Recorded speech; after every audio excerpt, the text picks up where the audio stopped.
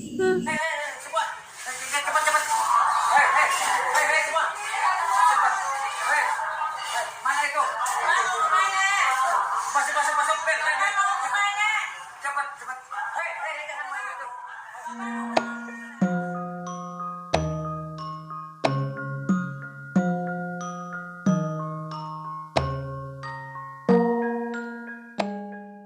Sugeng pepanggihan malih kalian Subadi Prawoto. Ing kalodhangan menika badhe ngaturaken waosan buku basa Jawi Jagating Lelembut. Anggitanipun Sri Wijayati. Kanthi irah-irahan diganggu sing bau sekolahan.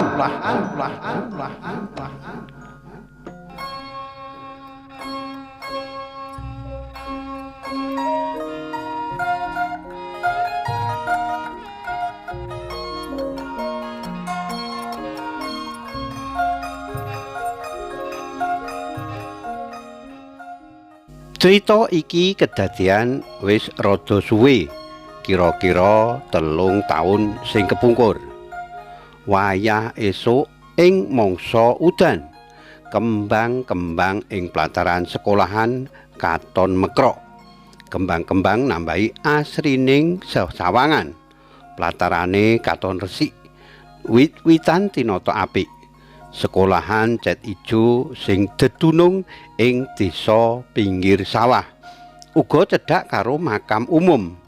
Sekolahan iku pancen akeh murite. Kebukten saka adoh-adoh murid-murid sekolah ing kono.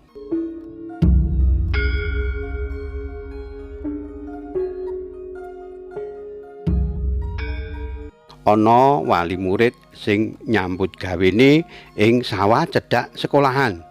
Sawah sing ora pati jembar dumunung ing kulon lan kidul sekolahan.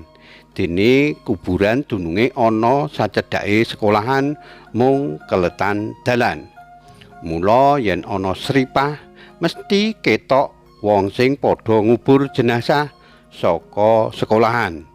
Yen ana pemakaman awan akeh bocah sing ngungak arep melu weruh proses pemakamane.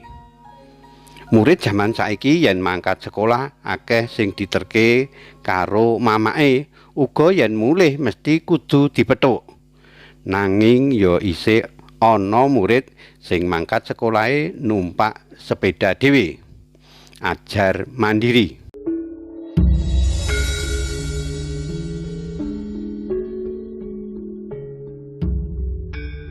Pinuju sekolahan kuwi dina-dina ngadepi akreditasi. Mula kabeh padha nyrempeng nyambut gawe kepara nganti nglembur-nglembur. Jam 7 esuk pas murid-murid wis padha mlebu kelase dhewe-dhewe kanthi diawali baris dhisik ana ngarep kelas banjur ndonga bareng. Sekolahan sing gedunge apik, duwe musala apik, ruang perpustakaan, kantin, ruang UKS, ruang kelase ya akeh, ruang-ruangane komplit, malah ya duwe alat-alat drum band lan duwe gamelan. Mula ora mokal yen murid-muride padha seneng maca buku ana perpustakaan. Ing jero kelas kabeh wis kegiatane belajar mengajar dadi swasana sekolahan esuk kuwi katon sepi. Angin sumilir rada banter, tumiyup nyempyok wit-witan lan gegodhongan ing plataran sekolahan. Dadi godhong-godhong sing uwis kuning katon padha kabur pating kleyang tiba ing latar. Semono uga tanduran wit-witan lan kekembangan sing tinandur ing njaba beteng sekolahan kudu ditata lan diresiki sukete supaya resik lan wangun disawang wong-wong sing padha liwat. Amarga sekolahan kuwi dununge ana pinggir dalan.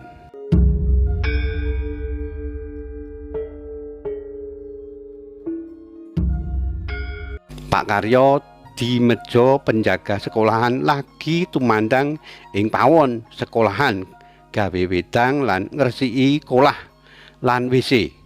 Gandeng wis suwe dadi pegawe ana sekolahan kono, rasane wedange enak.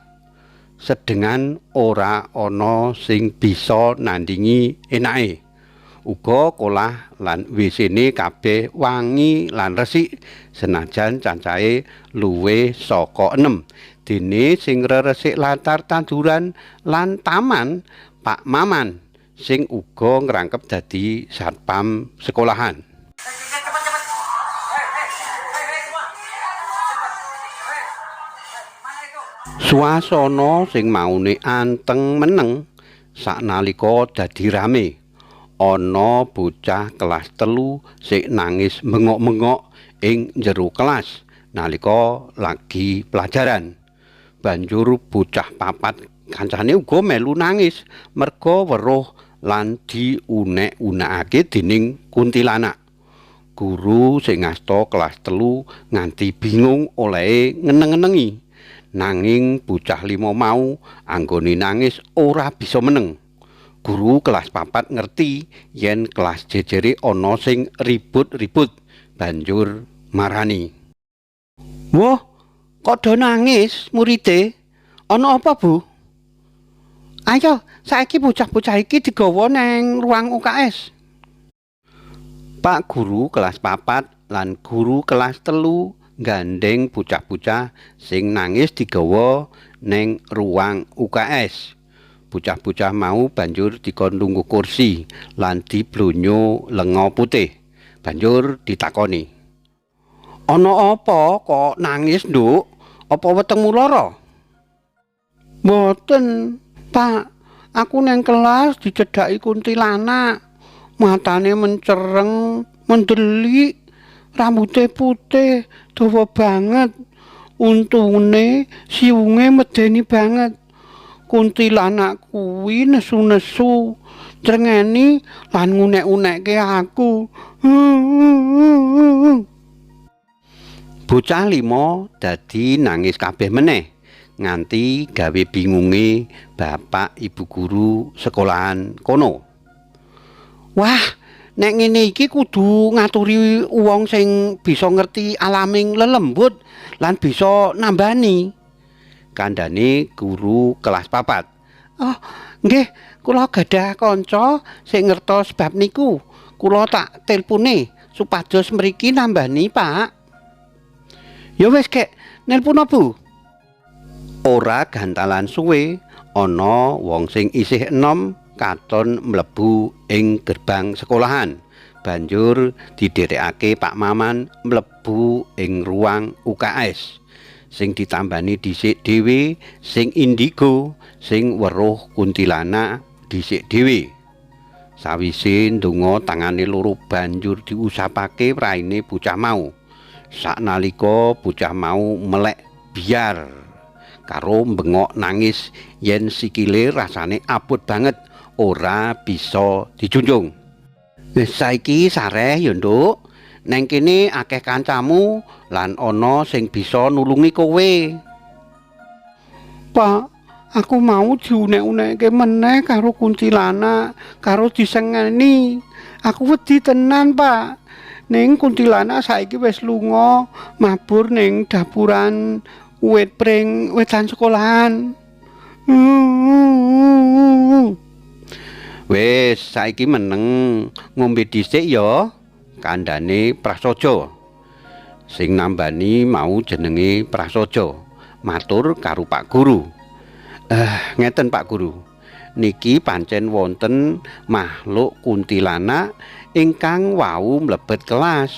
Mugi-mugi sakmenika sampun aman. Murid-murid niki ditunggu mawon sekedap ampun ngantos wonten sing ngalamun. Kula nyuwun pamit riyin, Pak." "Wah, matur nuwun Mas Prasaja, sampun nulungi murid-murid kula," batine Maman. "Wah, nyebai tenan kok. Esuk-esuk sing mbau reksa sekolahan teka ganggu medeni cah sekolah." Garipta dening Sri Wijayati. Cariyos menika kapetik saking kalawarti basa Jawa Jaka Lodang nomor 28 tanggal 13 Desember 2000 selangkung ing Ngayogyakarta. Matur nuwun awit kawigatosanipun saged pepanggihan malih wonten ing cariyos-cariyos sanesipun. Matur nuwun, nuwun.